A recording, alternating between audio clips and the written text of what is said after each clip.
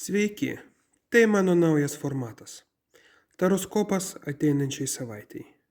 Jeigu jūs norite sužinoti, kas jūsų laukia ateinančią savaitę, padėkite patiktuką ir pakomentuokite šį postą. Na, o dabar pradedam. Avinas. Pentaklių triakė. Finansiniai reikalai, finansinių reikalų pagerėjimas. Jautis. Didžioji žinia, jūsų paslaptis taps visiems žinomos. Dvyniai.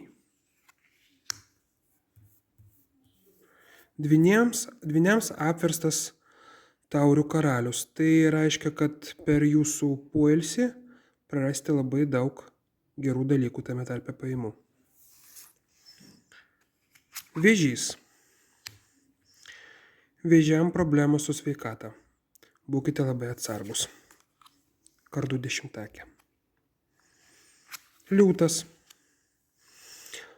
Liūtam pokalbė apie pinigus, bandymas jų rasti, bet kol kas be prošvaisčių. Mergelė. Mergeliai apvertasis vežimas. Labai bloga korta, reiškinti, kad jūsų jėgos yra tuščios. Jūs neturite kur dėtis ir esate neigiamų aplinkybių auka. Svarstyklės.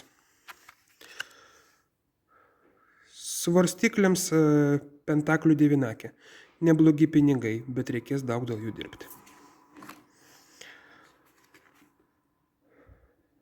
Šaulys, skorpionas. Skorpionui taurių devynakė. Jūs esate savo meilės pančiuose. Šaulys. Šauliui saulė. Naujos idėjos, laimė, džiaugsmas, sėkmė. Ožiaragis.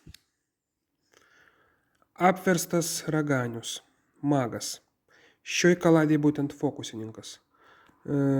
Kartais savo griežtumų ir savo kategoriškumų turėsite daug praradimų.